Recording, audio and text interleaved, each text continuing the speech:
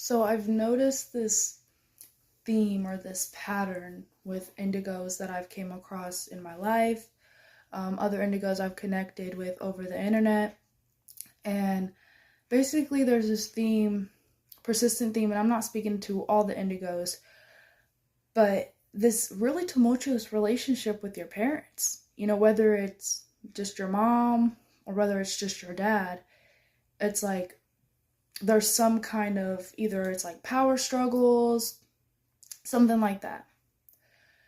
Well, I had just got a reading recently from someone who's been on this journey, longer than me, and I mean that in the most utmost respect. You know what I'm saying? She's been in this field, she knows her stuff. But she told me, you hold those indigo type 3 signatures. But not all indigo type 3s have came in to heal their ancestral lines.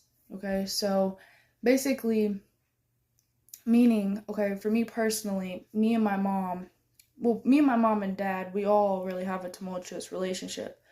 But for me, the most karmic, painful, raw wound is the relationship that I had with my mother.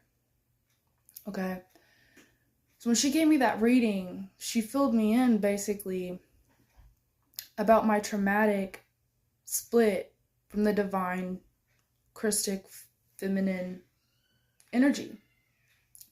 So if in this lifetime I'm kind of meant to wake up, right? I'm called to wake up and heal all those aspects of myself from the cosmos so I can ascend, it would only make sense. I know it's crazy and ironic that I'm saying this now. Like a year ago, you would ask me, I would have been like, oh no, what she did was wrong. I was just a kid. I was very like that, right? Which is value. You know what I'm saying? It's valid.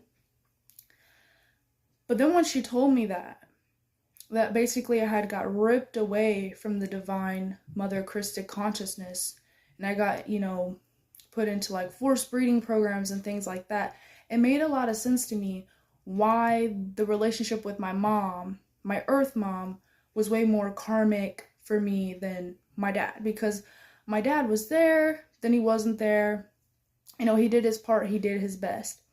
And if anyone, if you're still healing those parent wounds, and I feel like, honestly, I still kind of am, but I've got this new perspective on my relationship with my parents, is that we're all at different soul.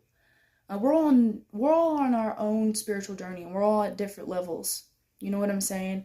And I don't say that to like make your head big or anything like that. But once she told me that, like, I'm just a way more advanced old soul than my parents, it made so much sense to me on why, maybe they partook and chose certain things. But I mean, and this is also a download for the indigo type 3s, is because I know in that video, I really emphasized that you're healing ancestral karma, but it's not always the case.